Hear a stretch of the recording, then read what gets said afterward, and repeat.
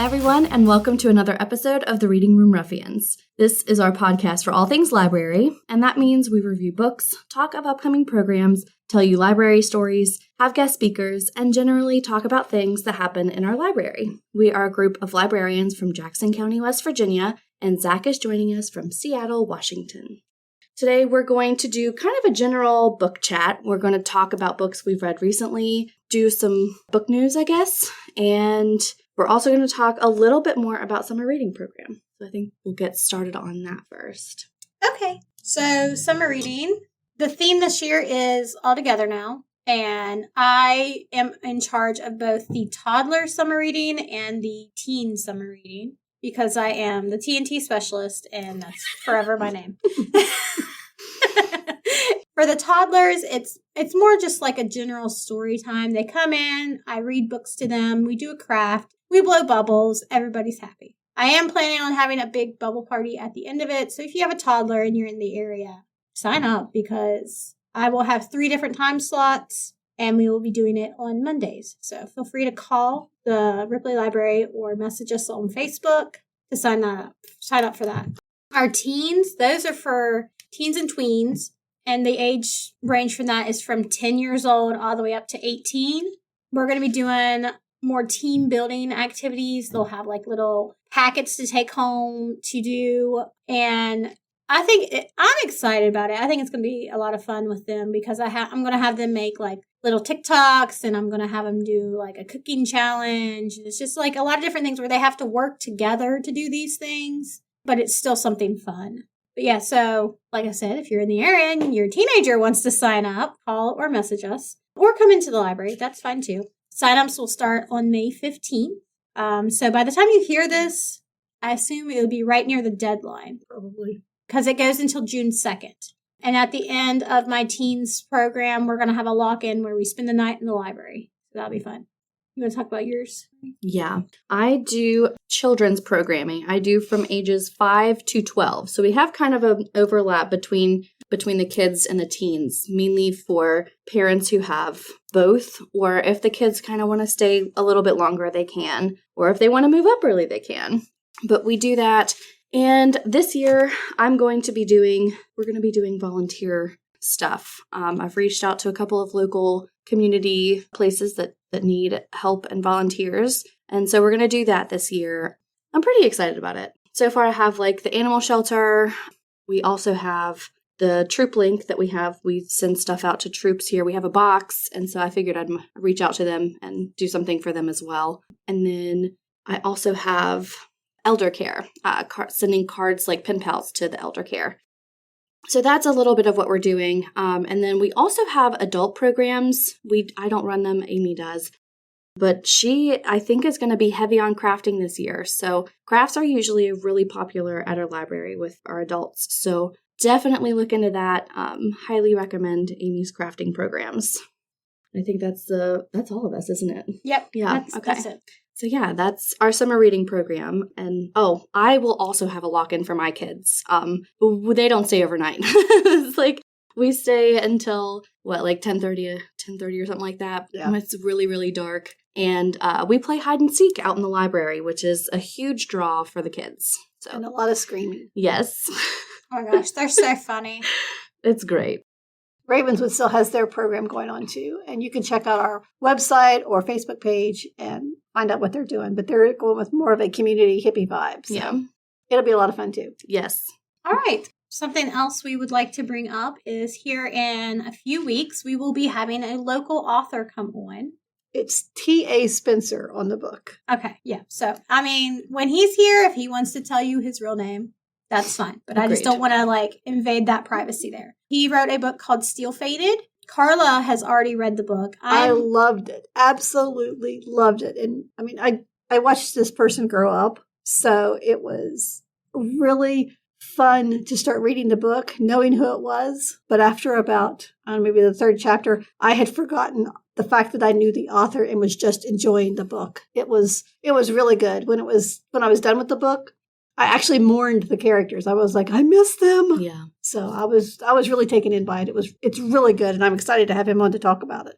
Yeah, we're gonna have lots of questions for him. about his writing process and how he's come up with things and just essential, When he started. yeah, author questions. I'm currently reading the book. I'm not very far into it. I'm only like 15% in, but it is good. It's a good book. So we're going to try to get all of us read it before he comes on. So we all know what we're talking about. Yeah, I am starting it now. So hopefully by then I'll have it done. Yeah. It's a long book. Yeah. And it's the first in probably at least a trilogy, Mm-hmm. maybe a series. Yeah, because he plans on releasing the second one next year. Yeah. Is he that far along on that book? Yeah. He's The already. second one? Nice. We got sneak peeks of the first chapter of the second book. So Wow. Which is exciting. I know. yeah, I could fax you a copy. I feel so famous that way. I'm like, look at Email it. me. I know authors. I get sneak peeks. It's an It is exciting. advanced reader copy. I am not nearly that famous, though. But in my head, I am. No, I started this book, I don't know, like a year and a half ago, and it was pretty decent, but I didn't actually get to read the rest of it at that point. So I plan on reading the rest of it soon. Should be fun. I want to talk about it now, but I'm going to try to refrain. I really like the way he handles the emotions of women in the book. Yeah. He does a really, really good job. I'm going to take credit for that. It's because he grew up with me. His mom's a pretty strong woman, too, and so is his sister. Yeah, I know. But it sounds better when I say I'm taking credit for it. Okay, I think that moves us on. Yeah, we wanted to give you guys a good heads up for that, though. You can find it on Amazon. And on Kindle Unlimited. Yes, it is Steel Fated, Steelfated, all one word, by T.A. Spencer. So definitely get started on that, and hopefully by the time we post that episode, you'll be caught up and ready to go with us. We have it at the library for sale, too. Yes, we do. He brought some in here for us to sell for him. Right. Do you want to go ahead and mention your nonfiction book that's coming Ooh, up? I will. Let me turn my Kindle on really quick so I can get the author. But the name of the book is A Woman of No Importance. I'm actually pretty excited about it. It is by Sonia Purnell, and it is the untold story of the American spy who helped win World War II. It is about a woman who is absolutely, forgive my language, but a badass woman. She is a socialite from America, and she decided she wanted to be a spy, so she got herself sent overseas. She wiggled her way into society over there as well, and once she was found out, the American government was like, "You've got to go." She was like, "No." Finally, she did get out of there. I won't go into much more, but it's absolutely, she sounds like an amazing woman, and I cannot wait to read it and talk about it with you guys. So that one will be in about 3 to 4 episodes, I think, is when we'll be think so, discussing yeah. that one. So you have time to read both if you Yes. want. Yeah. I want to read that, the one about the spy. Yeah. Because I've already read the other one. Yeah. I found it in our Libby app, and it was underneath a whole nonfiction section called Nonfiction That Reads Like Fiction. And it definitely sounds like it will be one of those. I'm really excited about it. Let's do the book news. Sounds good. Book news. All right, sounds good. So I was planning on talking about the books that are coming out in June. However, there are too many books coming out in June, so I decided not to do it. Mainly because, there's two issues that I was running into. One thing is that I don't think I'm the target audience for 85% of the book lists that are coming from all the different sites, especially Goodreads. I'm definitely not the target audience for those. So it's difficult for me to get interested enough in any of the books to highlight them. So it's a little tricky there. And then also there's just a billion books coming out. So I don't know. I couldn't pick a genre. There's I can't read them all off, that type of thing. So instead, I did have one question just in general for you guys. And that is, how do you all pick books to read? Honestly, That's a good question. the cover or recommendations from my friends. And then I don't read the synopsis of them. Stresses me out. I'm like, what's a good book? And they'll be like, oh, this one's good. And I'm like, and then I read it. I don't know what it's about at all. Keeps me guessing. I mean, through the whole thing. It's pretty good. But we also have a Google Sheets where we have book demands. Mhm. So sometimes if I'm like, I don't know what to read, I'll go in there and I'll look and see, what they have suggested, it's literally just the title and the author. Yep. No pictures, no synopsis, nothing like that. And I'll pick one of those at random and then read it. So I judge covers and I judge titles. I do that, but I have to read a synopsis. I don't always, but 9 times out of 10, I will read it, and sometimes I immediately forget it, but sometimes it stays with me, and then I'll pick up the book. My TBR is probably 18 years long, so I have a lot to choose from. My Goodreads TBR is insane. My Libby TBR is even more insane. So I almost never have an empty reading list. Yeah, I have I want to say 150 on my Goodreads TBR. And then I have a mental list of other books. And then I'll be on Pinterest and I'll just screenshot the book. And so I have those tucked away. Yes. I have a lot. I probably have 3 in a notebook. Yeah. It's I don't think I look that far out. I don't. And I do judge books by their cover, which is bad because some of the best books I've ever read have been covers I would have not paid attention to. Yeah. I mean, a simple one is Holes. Mm-hmm. Oh man, that's such a good book. But it had a horrible. It's got a really bad cover. Yeah, it does. But it's an amazing book. So, but I do read the synopsis too. Yeah, a title or a cover usually get me, but what keeps me is the synopsis. There are very few times I've been like, no, I'm not reading the synopsis. I have done it, but I don't think I ever have. The only time I read a synopsis is when I'm trying to choose my book of the month book. That's fair. And that's because I'm buying the book. But I'm also real bad about buying books that I have not read the synopsis for. Yeah. Such as Skin of the Sea. Oh, excellent. Honestly, you should listen to that one. Though, Mallory was just like, this is so good. And I was like, okay. And then I saw somebody selling the first and the second one for $25. And I was like, I'll buy those. I'm gonna need those. Hey, that one. I mean, it's an amazing book, but audio so good. It's amazing. Her voice is perfect. It is. She has a beautiful voice, the narrator does. Yeah, my Goodreads want to read list is $456. That's too many books.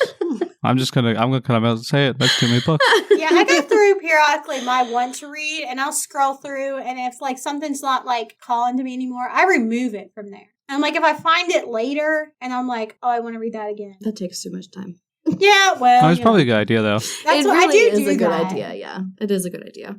I probably should do that.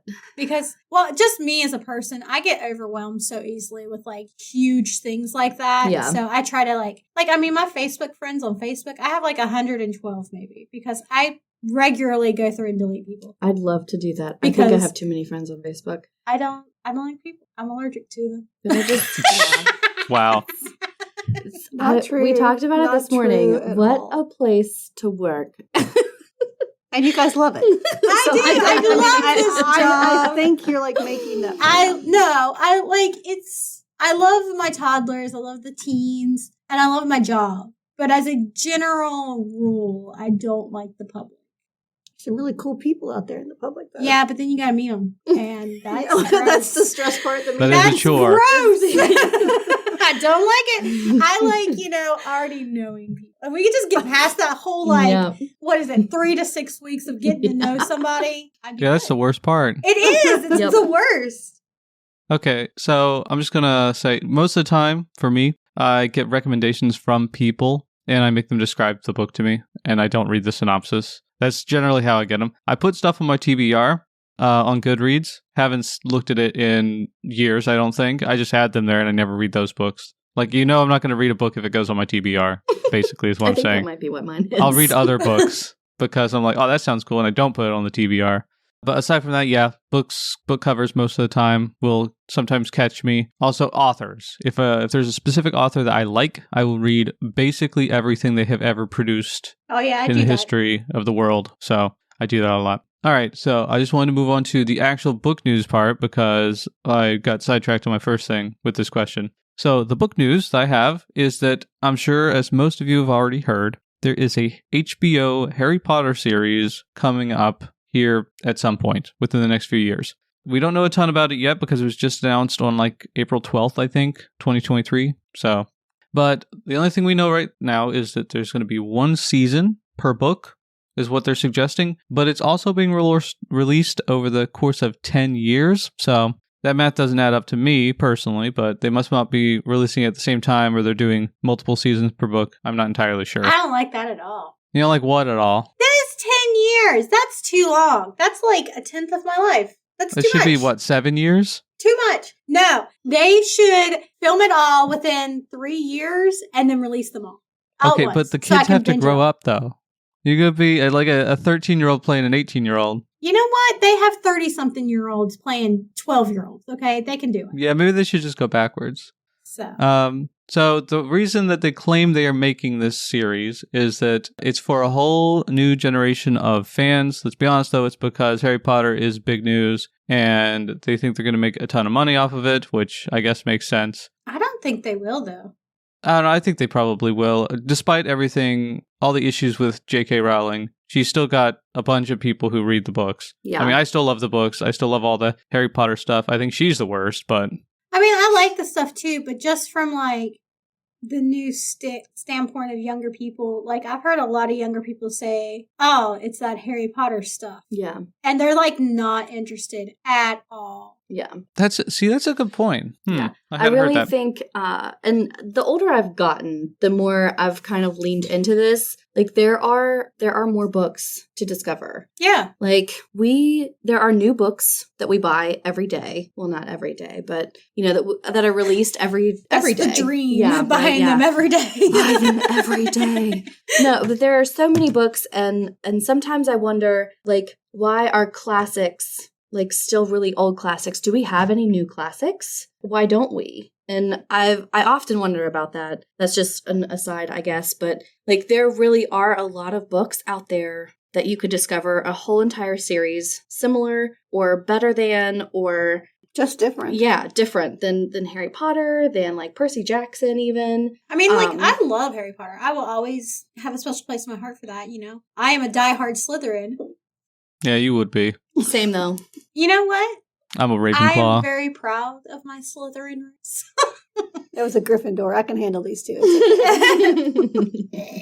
Okay, so that sort of brings me over into the next part of the question I was going to ask, which is, I'll get back to the actual series itself in a second, but what do we think should have been made into a show instead of Harry Potter? Because I agree, I don't think we should be making Harry Potter. We did the movies. They were great. They weren't like amazing cinematography, but they were really good. I enjoyed them all. So what stuff really jumps out to the forefront for you guys? I've got a couple here that I think would be really good, but what do you guys think? I want the Gone series to be a TV show. I will say there is, I swear, on Netflix, I think it's called Between. We talked about this in the first episode. I went back and looked. I think it's called Between, and it sounds so similar to that. But they only did one season. Michael Grant will not make it a TV show because he does not want them to screw over the books. Yeah. I really had to think about that because that's not what I was going to say. But because I've looked into it, you know, I mean, like, you know, he should make a TV series. Yeah. This would be great. You know, it's so good. I think I think Size would make a pretty good TV show. Yeah, that would be a great That would be really good. And also one of my favorite trilogies of all time, I would absolutely love to be a TV series. That is The Daughter of Smoke and Bone by Laini Taylor. Those 3 books are 3 of my very, very favorites of all time. It's such a beautiful book. It's a really great, epic story. And I think it would translate really well into a TV show, getting to explore all the different things. Can we just talk about how we're all like TV shows because we don't want a movie? Movies aren't, they don't cut do it too right. much out. Yeah. They cut way too much out. Like a movie that they made from a book that I despise and was so angry at is Miss Peregrine's Home for Peculiar Children. Oh, they messed that up. Oh, they screwed up so much on it. And it made me so angry. Because they left so much out, so you didn't really understand. Yes, and they changed powers. They left out characters. They changed the name of some characters. I just hated it. And then the Percy Jackson series, that was really bad too. They left out a lot of that one too. I've only read the first book. Important stuff. I haven't read any of them, and I haven't seen the movies either. They're good. So. But the books are good. The movie was so awful. No, it was so awful. There's a reason they didn't make any more. I mean, that's because I didn't do it right. oh, same thing with Aragon. Yeah, Oh, that God. was bad. Aragon was embarrassing. And I love those books. That dude, he's great. Yeah, the books were good. The movie was awful. There's a TV show that they made of Rook, which is a fantastic book. That really is. Like the whole was a trilogy, right? Yeah. The whole trilogy is amazing.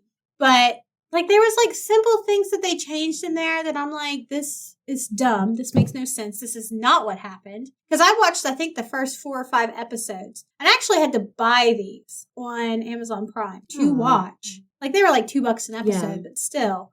And I was so disappointed with it because that is such an amazing book. Books are always better. I mean, always, because you can see it in your head and you get all the details and the nuances. Well, except maybe that one Magician's one with the TV. I tell you what, that one should have just been a TV show. Yeah. Okay, so I've got a few here that I think would be good. The Earthsea series by Ursula K. Le Guin. They did a movie of it. It was I think it was Miyazaki's son did a movie about it, and the movie's not good. It was like an animated one from back in the day. Well, that's depressing. And it was really boring. Wait, Tales from the Earthsea or something like that? Yes. Yeah, I almost watched that. Did you watch that one? Should I not watch that one? I mean, you can. It's boring. I mean, it's very pretty. I don't know because that I mean the animation is great. Judgment either, though. Because you no, said, I mean it's one that nobody really likes. It's not just me this time. Ove was bad. Otto, and it was because it was too close to the when I was reading the book. The Tiffany Aching books, I think, would be good. Oh, those are good. Yes. Yeah. But they can either do that one right or really mess it up. Yeah. Dude, I'd riot. How about We Make It? I think it could be a BBC series because they're really good about keeping most of that stuff. Absolutely. The Keys to the Kingdom, which is like Mr. Monday, Grim Tuesday, all those books. Oh my gosh, those would be so good. I think they'd have to be animated though. They're on my TBR. They're really good books, and I hated the ending, and I loved the ending. It was amazing. I love that book. The Porson trilogy, I think, would be good. Oh, yeah, that'd be good. Actually, you know what? All of those books, I have finally finished the whole series, minus like the short stories at the end. But all of those, I think, would make really great TV series. Oh yeah, they'd be fantastic, and I think that's one that is all of the like fantasy elements are restrained enough that you could pretty easily do it in a series and not break the budget, you know? Yeah. So it wouldn't be too bad. Some of these other ones, not so much. Like Mistborn, I think Mistborn would be really good. I think it'd be very difficult to get all the, you know, the Mistborn powers or any of the powers like to look decent. Yeah. Some of them would work fine, but you could think about like the way that they bounce and travel. Sounds really cool. I bet you it's going to look real dumb. Parkour! But if we went back and did, like, you called out, like you said, an animated movie would be great. I think movies like that should be animated. I think it makes more sense for things like that. You don't have to do as much CGI. You don't have to make so much of a budget for that stuff because you can just draw it happening and then it looks more accurate. It doesn't look as then jumping around wild. And bouncing around and stuff like that, how they travel in this one. I think that would fit really well with, like, an animated movie. Well, it's the same thing like with Dresden Files. I think that would be an absolutely fantastic animated show. Like, I think it would have to be animated because if it was live action, they're going to like really screw things up. They already did a couple of seasons. Yeah, they did a live action. They did a live action series and they screwed it up really badly. Oh, but I love it was Dresden not good. in that one. I still picture Dresden as looking like that actor. What's his name? Like I can't remember. I can't remember what the actor's name, but that's my version of Harry and in my Bob. head. And Bob. I mean, the whole Bob was pretty good. Tom Hiddleston. Okay, then there's a couple others. The Bobaverse books, I think they'd be good, and Red Rising, I think would be good. But the point is, there's tons of other books that they could have made into the series. They should have made one of these other books. We should get off of Harry Potter, but you know, I guess I'm looking forward to some of the stuff about it. But I think making a series, like a TV series or something of the book, actually takes away from the book. Yeah. I mean, part of the whole Harry Potter thing was in experiencing the read, where you can get immersed in that world. And, you know, everybody wanted their letter. But I think even in the movies, that kind of took away from what happened in the book. Yeah, I think the only one that really felt like the way I felt in Harry Potter, right, reading it the first time, was the beginning, like third of the third movie. That, to me, felt like how I felt in reading the Harry Potter books, but all of the other ones, like, I mean, they're good movies, but I agree. It's not the same. It's not the same sort of experience. Prisoner of Azkaban is my favorite book anyway. Yeah. I guess some good things, they're going to be able to like characterize the people better. Like Ginny might actually have a character, you know. Ron might not be insufferable in... Maybe Hermione will be the terrifying girl that she is. Yeah, for real. Hermione is absolutely scary in the book sometimes. She really is. I love it. Yeah. But the my bigger question, if they're going to stick with Harry Potter, why didn't they do a new story like, I don't know, the origins of Hogwarts or something? Yeah, I think that's what I'm most upset about, is there's so many other things that I would like to see. They could have done the Marauders. With Harry Potter. I Yeah. don't want to re-watch the movies, essentially, in longer format. Yeah. That's exactly the case, yeah. I wish they would have done, like you said, the Marauders. That would have been great. Origin of Hogwarts would have been great. I don't know, even like adult Harry Potter that's not the cursed child, because that is absolutely atrocious. All right, cool. Well, okay, so we got that. It's coming up. We'll update if there's new stuff that comes out about it, just because I want to know what's happening with it. I still think it's stupid, but I have one more piece of book news, and this is only book news relevant to me, but if you've ever seen Lovecraft Country, the author was here in Seattle, and Chantel got us tickets yesterday. And I went there and listened to a book talk for him and got my copy of the book signed. Well, not Lovecraft Country because I forgot it at home, but I got the second one, Destroyer of Worlds, and got to meet him and talk to him a bit and got the autograph. It was pretty cool. He's a nice guy. That is cool. He is not at all what you would expect for somebody who'd written Lovecraft Country if you've seen the show. We actually have that movie or series here. Did you tell him about our podcast? You know, I didn't. Yeah, I should have. yeah, what the He's heck? like, hey, listen, I I know you've got this book talk thing that we just did, but you should listen to my podcast. We'd love to have you on sometime, maybe. Yeah. What the Well, heck? he is in Seattle. He said, I was like, I Outreach, forgot my other copy of the Zach. book. And he's like, oh, you know, we'll, maybe we'll see each other again sometime because we're both in Seattle, you know. We'll cross paths or something. And I'm like, That'd be all right. cool. Well, now you're tasked with that, just so you know. Yeah, next time I see him, I'll ask him to be on the podcast. How You know, about that? I'll be You never there. know. I'll be there in like a week and a half. We will hunt him down. In a non-threatening way. Yeah. For, legal reasons. in a very professional way. Okay, so I think that's all I've got. Did we want to get into books that we've been reading? We can, yeah. You Yeah. want to hear something funny real quick, though? The other day, I was scrolling through Facebook, and I'm in like a bajillion book groups, and I saw where this author was saying, went to Hot Springs, Arkansas, and signed 30 books in the Walmart there. And, my initial reaction is like, oh, my husband's like an hour from there. He could get me one. And then I looked to see what the actual author was. It was Colleen Hoover. No. Oh my God, of all the people. Disappointed. I was like, why? You know, a lot of people actually do that. They'll go around to different bookstores and stuff Yeah. and sign copies of the books without telling anybody. Which I love that. Yeah. Yeah, I found one by Neil deGrasse Tyson in one of the bookstores around here. And I was just like, wow, that's really cool. Don't like him, but, Yeah, I was very disappointed. Anyways, on to our recent reads. I have so many. Okay, because I don't have any because I was writing papers. Well, I have, Ariel and I have read so much in the last couple of months since we've done a last one of these. I read 12 books last month. Yeah, so- I'm I read jealous. 15. Yeah, I Jealous. am baffled. you guys by need to that. calm down. Never! That's what I'm can't. saying. We Calm can't. down. So I guess I'll start us off then. I finished a trilogy. I read the prequel to it forever ago. It's actually been a couple of years, really. I did it because it was like an hour read or something like that. I wanted to catch up on my reading challenge in Goodreads. And I liked it a lot. And then I found that we have, in Libby, I have all three of them. So I started it. The first one is called The Kiss of Deception by Mary E. Pearson. Holy cow, it's such a good book. It was written in 2014 and it translates really well even to today. It's kind of post-apocalyptic, but it's also not. I don't know how to explain it really. It's got It's like the end of the world, but it's not. it's past the end of the world and like not society, but like kingdoms have been Post-apocalyptic? yeah, like kingdoms have been rebuilt, but they still are very attuned to what happened with the greats before. They don't call them gods, but they kind of are. It's hard to explain, but yeah, it's really cool. It kind of feels like maybe if we were here, because they talk a lot of the ruins, you think this is after us, but it feels like before us. That's the best way I know how to describe it, because they talk about the ruins and everything in some of the land that they travel through. And it's like, massive towers, but they're crumbled and not upkept. And it's really cool to kind of hear about that, but they don't talk about anything that maybe could have been before. Other than the world was beautiful then, it was green, it was lush, things grew correctly. And so the main character is a first daughter, which means she was the first daughter born in her family, and her father is a king, and that means she has to be married off to some random person in another kingdom.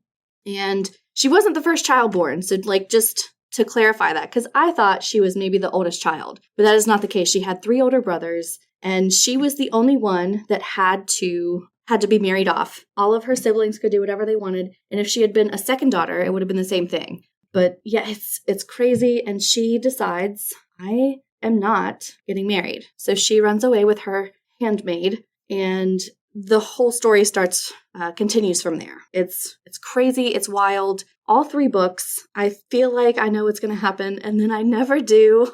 And there are 2 guys that end up kind of tracking her to see if they can. One's an assassin sent to kill her, and one is the prince that she was supposed to marry. And he wants to track her down just to be I don't know, to see and make sure that she's not as cool as she thinks she is. And then the assassin doesn't really want to kill her. So it's from there, it's really cool. And you never know actually which is which guy is which is fun. Also terrifying whenever you find out, because it's whatever. But yeah, love all 3 of those books. Highly recommend them. Okay. Yeah, sorry. You're fine. No, I really rambled on that one. It sounds good. It does sound interesting. Gives me Horizon Zero Dawn vibes a little bit. I'm going to be honest. I don't remember which books I have talked about on this podcast Yeah. and which ones I've actually just talked to you all about. Yeah. So if I've mentioned this before, I apologize. I'm going to go through 2 really quickly. One's by itself and the other are 3 graphic novels. So we'll go through them really quick. This one I read in March. It's called Arch Conspirator, and it's by Veronica Roth. And I really like Veronica Roth as an author. And this is a short little read. I listened to it and it only took 3 hours. It goes pretty quick. But they live in this alien type world where if you die, they take, I can't remember what they call it, but they're essentially taking your reproductive organs and putting them in a collection, right? And then instead of creating children like you normally would, they go and they choose from the collection what they want to use, what traits and all this stuff. And then they, artificially inseminate the person essentially. And that's how children are born in this place. I don't think he was a king, but he was something similar to that. Him and his wife decided not to do that and that they would have children the natural way. So everybody in society essentially believed that their children did not have souls because that was the thing. You didn't have a soul if you had been created naturally, which is a weird concept, honestly. But they end up dying, at the beginning of the book. So that's not a spoiler or anything like that. But it follows the daughter of one of them and her struggle to figure out what it is she wants to do with her life because her uncle is taking care of her and her siblings. And her uncle, essentially is just doing this for the public appearance. He doesn't like them, doesn't want to take care of them. He's planning on marrying her off to his son. So they're cousins. Love that. But also they're not genetically related. So, it's weird, but some crazy stuff happens. I don't want to give away too much, but she ends up losing 2 of her brothers during this. She's lost her mom and her dad. And she's ready to essentially kill her uncle, even if it means losing her own life. Oof. And crazy stuff happens and she gets shot into outer space. So there you go. There's my short little synopsis of this book. It's weird, but it's really good. I am awful at explaining books, so I apologize for that. But because I want to tell you so much, but I know that I will give away so many spoilers if I do this. So I try to cut it in my head, and it's the rambling of a crazy person. So just ignore that.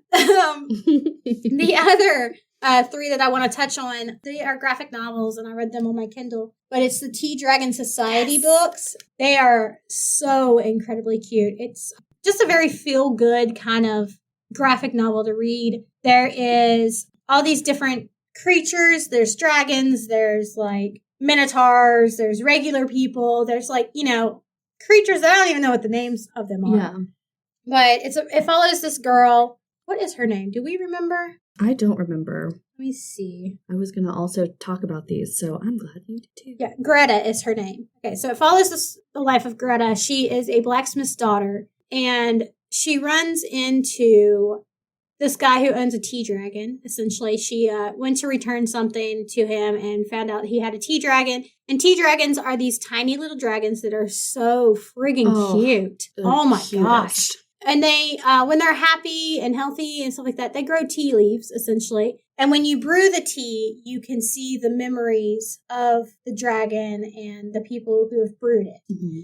The man that she runs into that owns the tea dragon and his significant other brewed tea for her so she can kind of see how they came to get their tea dragons. So when she drinks the tea, she sees their memories. So it's a really cool idea. Yeah. And then the second book in that series, oh man, I just backed out. The Tea Dragon Festival. Yeah, the Tea Dragon Festival. That's more back in time. It's when the guy from the first book owns the Tea Dragon. When he's younger and he's out adventuring.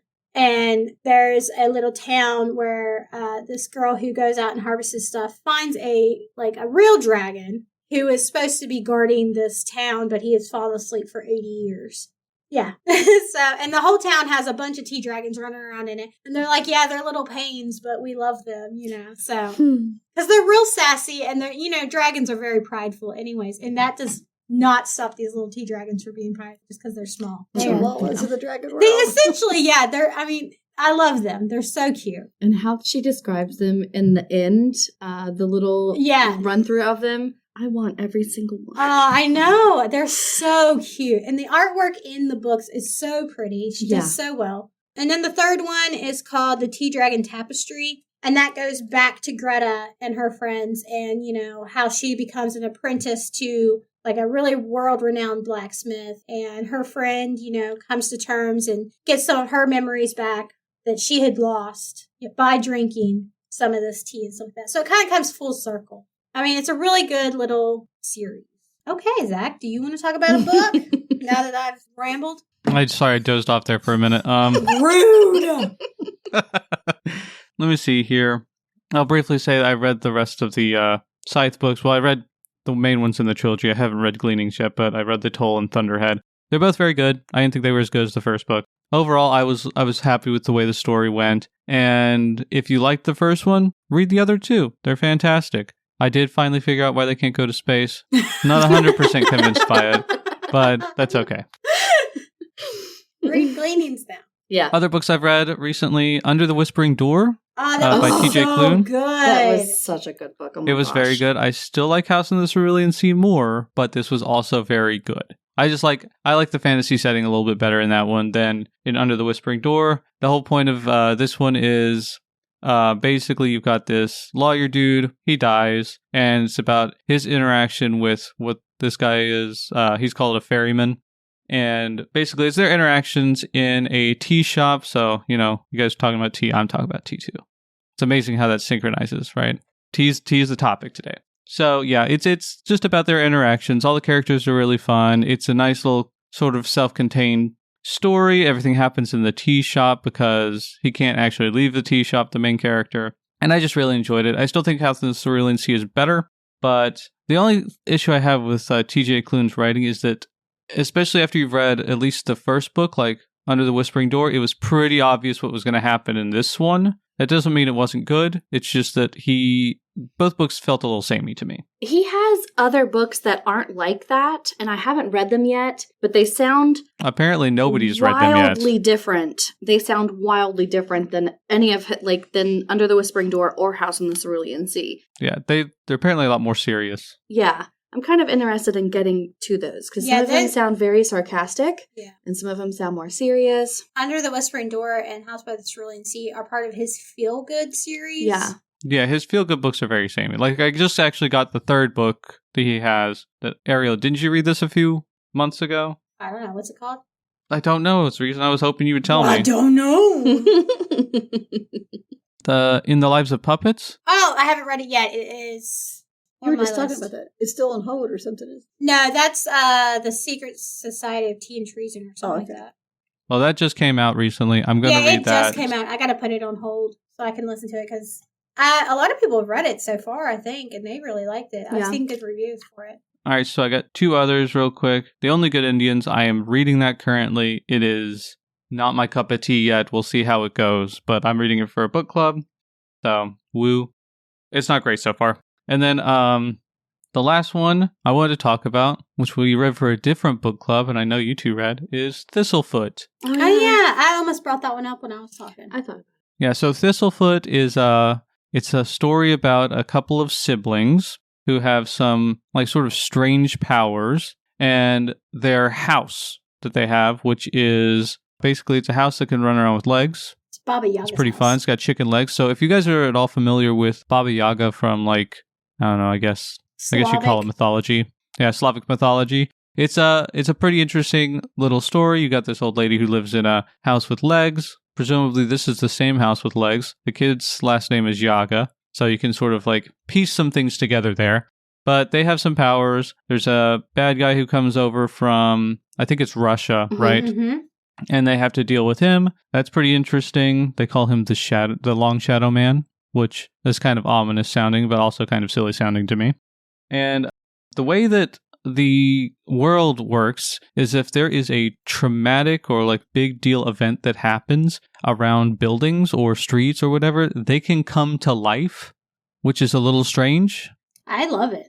For example, during, I think they mentioned Hurricane Katrina, so real event. Yeah. This did not happen in the real Hurricane Katrina. I'm going to preface that. The streets grew gills to survive, I guess. I don't know. It's a street, but they grew gills to survive. In this case, something happened with this house and it grew legs and ran away.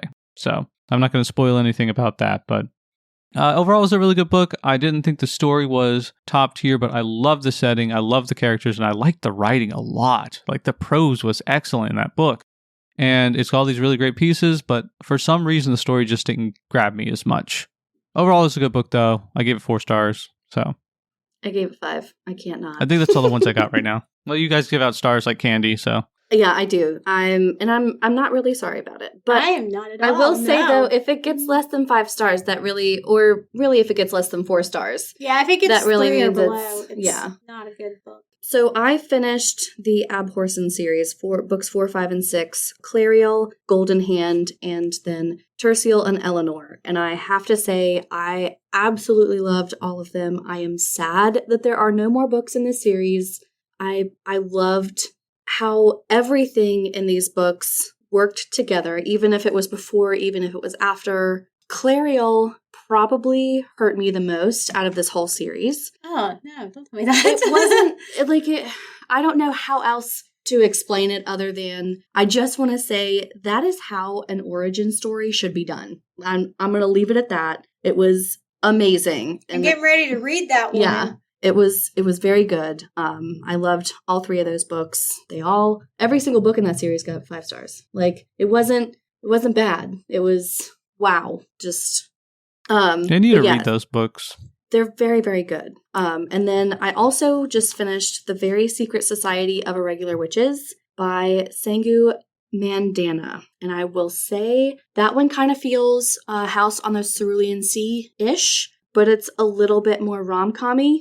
And it's still pretty focused on the kids, but it's magical. The main character is a witch, but she makes like witchy YouTube videos, which are very kitschy, and everybody's like, she's not really a witch. This guy finds her YouTube videos and is like, she's definitely a witch. And you think, oh no, that's going to be really bad because she's in this society, and the woman who raised her is like, no one can know that we're witches. We can't be around other witches other than once every 3 months. This is the only time we meet. Otherwise, bad things happen. And so she goes out and she takes this tutoring job for these 3 little girls. And she finds out that they are witches. And she's like, oh my gosh, this can't be. There's no way. They're going to be found out. This is awful. So she takes the job and she starts trying to teach them magic, how to control their magic, how And she realizes that being solitary, being alone all the time is just not how it should be done. And it goes from there. The whole thing is a pretty good bit of conflict. She kind of butts heads with one of the girls. She does not get along with the man who is essentially their dad. And there's also antagonists that are outside of the house. It's really good. It's a nice read. It's simple, but it was also really entertaining. I liked it a lot. I gave it 5 stars too. Okay, I know we're getting pretty long, but I want to touch on one last book real fast. I read Daughter of the Moon Goddess by Sulin Tan, and this was such a good book. It kind of focuses on the daughter of the moon goddess, like the title says, but Chang'e, I think is how you pronounce her name. I think she is Chinese, I think is the origin of that one. Her and her daughter are living on the moon. No one knows that her daughter exists. And then people from the Celestial Kingdom show up because they felt a change in the aura of the moon. So they felt like, a surge of power or whatever. It turns out it was her daughter, which I'm not even going to try to pronounce these names because I will butcher them. But the main girl, she had tried to reach for her power, and that's what they felt. So she had to leave the moon so they wouldn't find her. And they go from kingdom to kingdom by flying on clouds, which is really kind of cool. But she ends up falling off of a cloud into the Celestial Kingdom. And she becomes a servant to some lower level royalty's daughter. And the girl's insufferable. She's awful. But the whole book is about the main girl, the moon goddess's daughter, trying to figure out how to save her mother, who is pretty much imprisoned on the moon. She's not allowed to leave. And so she becomes, the servant first, and then she somehow wins this competition to become the Celestial Kingdom's prince's companion. Right, so they learn together. They're doing school together and stuff like that, learning how to not only fight and shoot bows and arrows and stuff like that, but also how to use their magic in defensive ways and yada, yada, yada. So she becomes the companion, and then from there, she becomes a member of the army, but she's like, I will only join the army if you let me choose which missions I want to go on, and I don't have a title. She doesn't want to be private whatever or, captain whatever. But she is the best archer that they have ever seen. She's incredibly good at anything bow and arrow related. And she becomes very, very strong with her magic also. And she finds the jade bow, which is a bow made from the dragons in their mythology and stuff like that. She has to go to the Shadow Kingdom to keep them from trying to kill the Celestial Kingdom. And she has no loyal ties to the Celestial Kingdom other than the fact that she really likes the prince. Yeah. But she's trying to gain favor with the Celestial Kingdom so she can free her mother. I'm not going to go much more into that because I don't want to ruin anything, but it is incredibly good. Not only do you have moments where you're super tense, you're oh my God, she's going to die.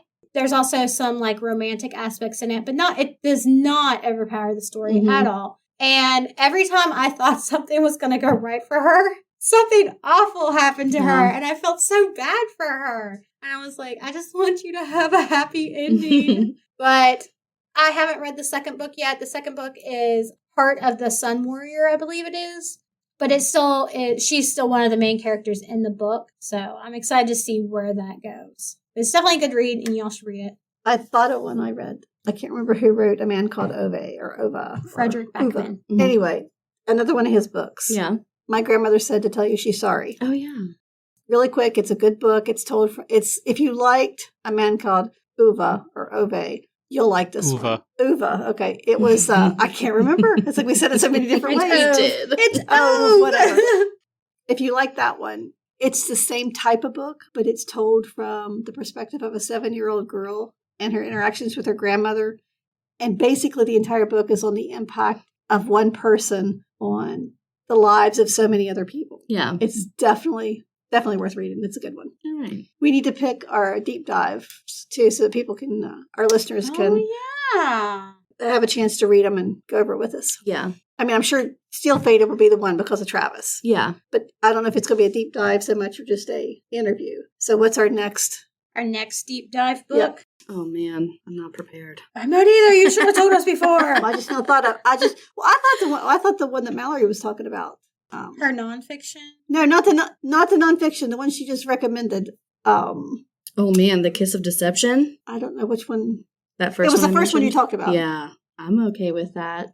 I would really love to read those for the first time all over again. I haven't felt like that about a book series in a very long time. But just the first book is what we'd be discussing, Right, correct? yes. Right. Just The Kiss of Deception, which is the first book. The Smooch of Deception. Gotcha.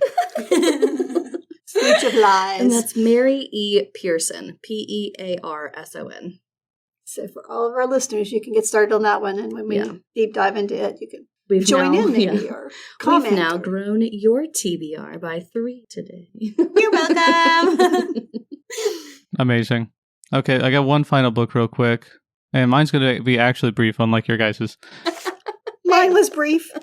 Yours was brief, Mama. You did a great job. I don't know. Ariel claims over here that she's telling a brief synopsis. It's 10 minutes long, and she claims that's not the whole book. It was 4. I looked at the time. I just don't understand how you didn't spoil the entire book there. I don't understand it, but we'll get to that later. You know what? I did. Read the book and you'll know. Okay, my last book, before we wrap up here, is Neverwhere by Neil Gaiman. Oh, yeah. That's I've on my wanted to read TBR that one, too. yeah. It is a very good book. I read it again, actually, recently. The reason I was bringing it up. There are 2 versions. I would suggest, obviously, get the author's preferred version. It's got a little short story at the end, which is excellent as well. But the whole idea is that you have a normal guy, and through some weird interactions with people, he finds himself in what is called London Below, as opposed to London Above. So it takes place in London. London Below is sort of like a parallel reality type thing that you can access from London Above, which is just typical London that you and me and everybody knows about. And down there in London Below, everything is strange and weird and different. You can go to different time periods. There's monsters. There's all kinds of different sorts of people. And the whole thing is they can interact with people from London Above, but only in a very surface level type thing. Basically, anytime somebody from the real world or London Above world looks at these people, they won't notice them. They won't recognize them. They'll briefly interact with them, but then forget everything that just happened. So it sort of hides the world from them. And once you interact sufficiently with somebody from London Below, effectively you become part of London Below and you get stuck there. So it's a story about him helping out this one girl to try to figure out what happened to her family who was murdered, and also him trying to get back to London Above. And it's by Neil Gaiman, so you know it's going to be good. Yeah. It's actually pretty funny in places, and his descriptions are fantastic. So take a look at that book. It's supposedly he's going to write more in this world eventually, but currently there is only that one book that I'm aware of and a short story. Super brief. Great job. That was like a minute, right? No, that was like 4. It was not 4 minutes. It was. Look back. It was. Check the tapes, guys. Mine was a minute. Check the tapes. It was 3 at least. Whatever. Anyway, I think we're done. So Yeah. I think do your outro spiel. I think that wraps us up. So thanks for listening to another episode of the Reading Room Ruffians. Remember, only the best libraries have librarians that don't shush you.